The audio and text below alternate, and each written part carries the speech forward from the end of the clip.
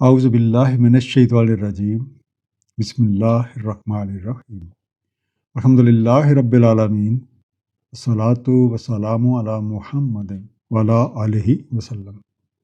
انشاءاللہ آج ہم سورہ آل عمران کے چوتھے رکوع کا مطالعہ کریں گے، اس دعا کے ساتھ کہ اللہ تعالیٰ اپنے حبیب نبی پاک صلی اللہ علیہ وآلہ وسلم کے طفیل ہم سب کو قرآن کریم کا صحیح مفہوم عطا فرمائیں۔ آئیے مطالعہ قرآن کا آغاز کرتے ہیں۔ بسم اللہ الرحمن الرحیم۔ قل ان کنتم تحبون اللہ فاتبعونی، کہہ دیں اگر تم محبت کرتے ہو اللہ تعالیٰ سے تو میری اتباع کرو۔ یحببکم اللہ ویغفر لکم ذنوبکم، محبت فرمائے گا تم سے اللہ تعالیٰ اور تمہاری مغفرت فرما دے گا تمہاری تقصیروں سے۔ واللہ غفور رحیم، اللہ تعالیٰ غفور رحیم ہے۔ قل اطیعوا اللہ والرسول، کہہ دیں اطاعت کرو اللہ تعالیٰ کی اور رسول کی۔ فَإِن تَوَلَّوْا فَإِنَّ اللَّهَ لَا يُحِبُّ الْكَافِرِينَ، اور سو اگر یہ منہ موڑیں تو بے شک اللہ تعالیٰ نہیں محبت فرماتے کافروں سے۔ اے داعی حق، ان لوگوں سے کہہ دیں اگر تم اللہ تعالیٰ اور اس کے دین سے محبت رکھتے ہو اور اس کی قربت کے خواہش مند ہو تو اس کا طریقہ اتباع رسول ہے۔ اس لیے اگر تم میری راہ چلو گے تو اللہ تعالیٰ تمہیں اپنا حبیب بنا لے گا، تمہاری لغزشوں کی مغفرت فرما دے گا، کیونکہ اللہ تعالیٰ سے محبت کا عملی ثبوت اس کے رسول کی اتباع ہے۔ اس اتباع کی پہلی سیڑھی اطاعت ہے۔ تمہیں اللہ تعالیٰ اور اس کے تمام احکامات کو ماننا ہوگا اور ان پہ عمل کرنا ہوگا، جس کا طریقہ یہ ہے کہ ان احکامات الہیہ پہ اللہ تعالیٰ کے رسول کے طریقے کے مطابق دل و جان سے عمل کیا جائے، اور جوں جوں اس اطاعت میں دلی چاہت، ادب اور احترام شامل ہوتا جائے گا، یہ اطاعت محبت کا باعث بن جائے گی۔ اب اگر تم عملی طور پہ اس بات کی نفی کرتے ہو تو یاد رکھو اللہ تعالیٰ اپنی نافرمانی کرنے والوں سے محبت نہیں فرماتے۔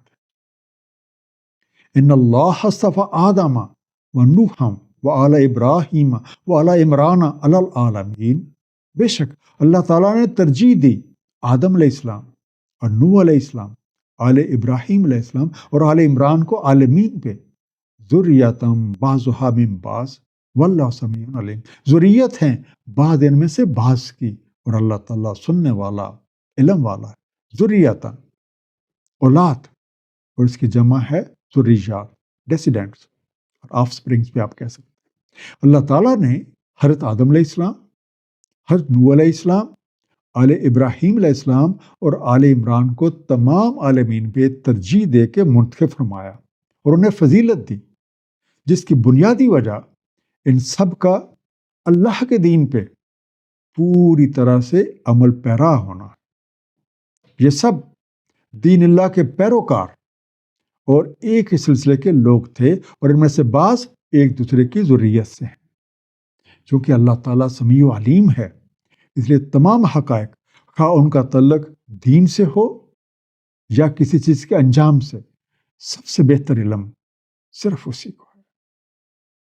اذ قالت امرأۃ عمران، جب کہا عمران کی بیوی نے، رب انی نذرت لک ما فی بطنی محررا فتقبل منی، اے میرے رب میں نے نظر کیا جو میرے بطن میں ہے آزاد تیرے لیے، بس آپ قبول فرمائیں مجھ سے۔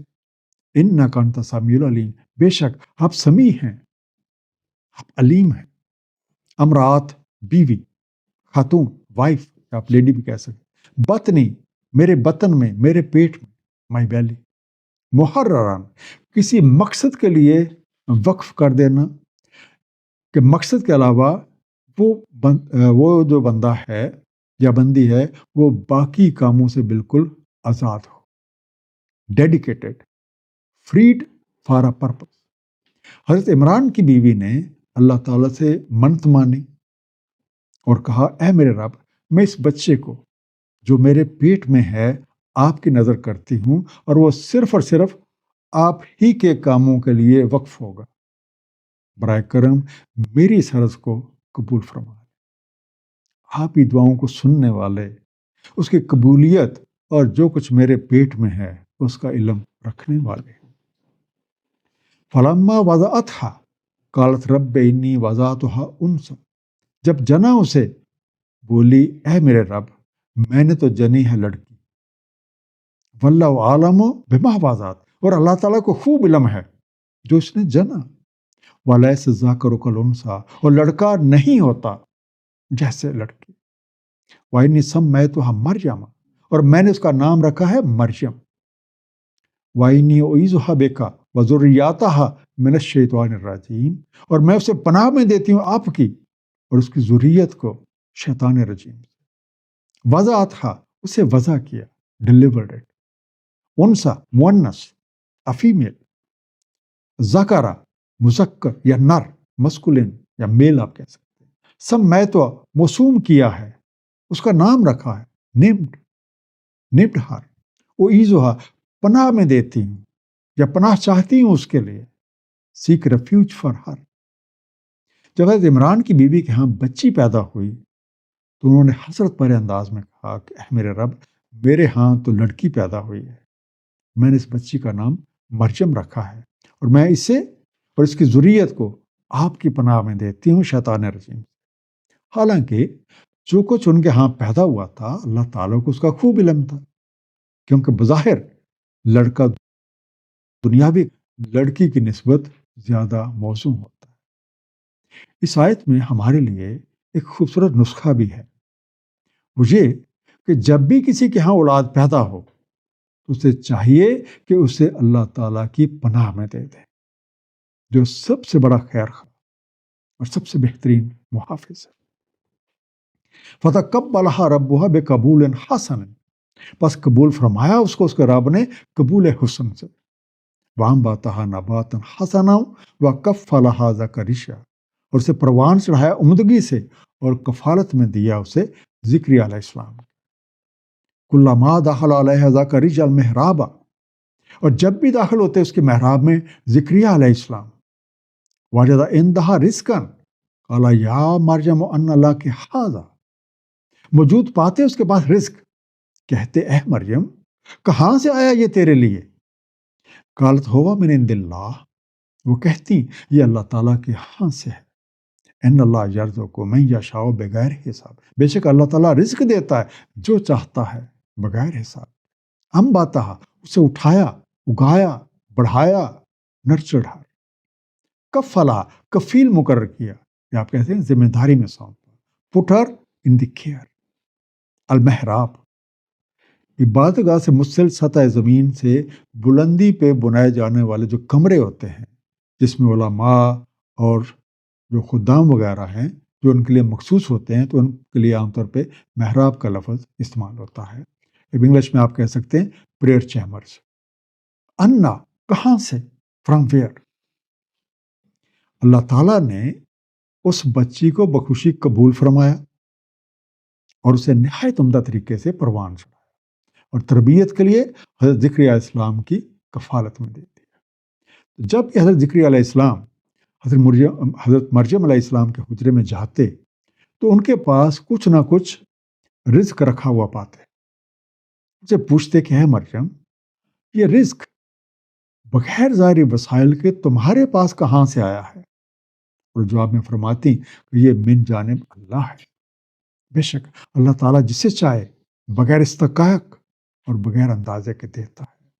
اس آیت میں یہ رمز بھی پوشیدہ ہے کہ جو کوئی اللہ تعالیٰ پہ مکمل بھروسہ رکھتا ہے اور عمل صالح سر انجام دیتا ہے تو اللہ تعالیٰ اسے بغیر حساب کے روزی عطا فرما دیتا ہے. جیسا کہ سورہ غافر آیت نمبر 40 میں ارشاد ہے، تو جو کوئی عمل صالح کرتا ہے خواہ وہ مذکر ہو یا مؤنث اور ہو وہ مومن، تو یہی ہیں جو داخل ہوتے ہیں جنت میں اور رزق پاتے ہیں وہاں بغیر حساب کے. ہنالک دعا زکریا ربہ، وہی دعا کی زکریا علیہ السلام نے اپنے رب سے. قال رب ہب لی من لدنک ذریۃ طیبہ، کہا اے میرے رب دے مجھے اپنے جناب سے ذریت طیبہ. انک سمیع الدعاء، بے شک آپ ہی دعا سننے والے ہیں. فنادت الملائکۃ وَهُوَ قَائِمٌ يُصَلِّي فِي الْمِحْرَابِ، تو ندا کی ان کو ملائکہ نے اور وہ صلاۃ قائم کیے ہوئے تھے محراب میں. ان اللہ یبشرک بیحییٰ مصدقا بکلمات من اللہ، کہ اللہ تعالیٰ بشارت دیتا ہے آپ کو یحییٰ علیہ السلام کی جو مصدق ہیں ایک کلمات اللہ کے. وسیدا وحسورا ونبیا من الصالحین، ایک سید، ضابط اور نبی صالحین میں سے. ہنالکا، اسی جگہ، یا آپ کہتے ہیں اسی موقع پہ، دیر لدن کا، اپنے پاس سے، زور سے، مصدقاً، تصدیق کرنے والا، سچ قرار دینے والا، کنفرمنگ، سرٹیفائنگ، بکالمات، فرمان یا بات، سیدن، ایک سردار، نوبل، آپ کہہ سکتے ہیں چیف، اور آپ یہ بھی کہتے ہیں پرومیننٹ، حسوراً، پارسا، معصوم، یا آپ کسی ایسے شخص کے بارے میں کہہ سکتے ہیں جو کسی عورت کے پاس نہ جائے، کنوارا، چیسٹ. حضرت زکریا علیہ السلام بے اولاد تھے. حضرت مریم کا یہ ماجرا اور اللہ تعالیٰ کی کرم نوازی دیکھ کے انہوں نے اس موقع پہ رب کریم سے ایک نیک اور صالح بیٹے کے لیے دعا کی. حضرت زکریا علیہ السلام کی اس دعا کی کچھ تفصیلات سورہ مریم میں کی جو آیات 3 سے 10 ہیں اس میں موجود ہیں، جن کا خلاصہ کچھ اس طریقے سے ہے. سب سے پہلی بات، حضرت زکریا علیہ السلام نے رب کریم کی حمد و ثنا کے بعد چپ کے گڑ گڑا کے دعا کی، اور سب سے پہلے اپنی کمزوریوں یعنی اپنے بڑھاپے اور اپنی بیوی کے بانجھ پان کا ذکر کیا، اور پھر اللہ تعالیٰ سے ایک ایسے وارث کی درخواست کی جو آل یعقوب کی میراث پائے اور وہ راضی برضا رہنے والا ہو. چنانچہ جب وہ بحالت صلاۃ تھے تو اللہ تعالیٰ نے انہیں بشارت دی.